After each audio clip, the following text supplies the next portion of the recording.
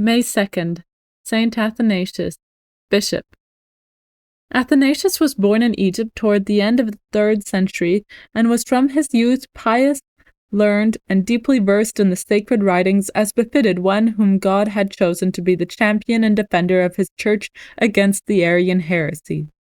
Though only a deacon, he was chosen by his bishop to go with him to the Council of Nicaea, A.D. 325, and attracted the attention of all by the learning and ability with which he defended the faith. A few months later, he became Patriarch of Alexandria, and for 46 years he bore, often well nigh alone, the whole brunt of the Arian assault.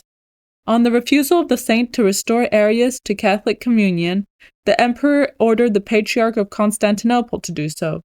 The wretched heresiarch took an oath that he had always believed as the Church believes, and the Patriarch, after vainly using every effort to move the emperor, had recourse to fasting and prayer that God would avert from the Church the frightful sacrilege. The day came for the solemn entrance of Arius into the great church of Sancta Sophia. The heresiarch and his party set out glad and in triumph, but before he reached the church, death smote him swiftly and awfully, and the dreaded sacrilege was averted.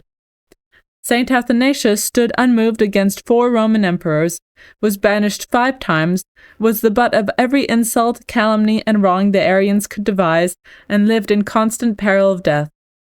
Though firm as adamant in defense of the faith, he was meek and humble, pleasant and winning in converse, beloved by his flock, unwearied in labors, in prayer, in mortification, and in zeal for souls. In the year 373, his stormy life closed in peace, rather that his people would have it so than that his enemies were weary of persecuting him. He left to the Church the whole and ancient faith, defended and explained in writings rich in thought and learning, clear, keen, and stately in expression. He is honored as one of the greatest doctors of the Church. Reflection. The Catholic faith, says St. Augustine, is more precious far than all the riches and treasures of earth, more glorious and greater than all its honors and all its possessions. This it is which saves sinners, gives light to the blind, restores penitents, perfects the just, and is the crown of martyrs.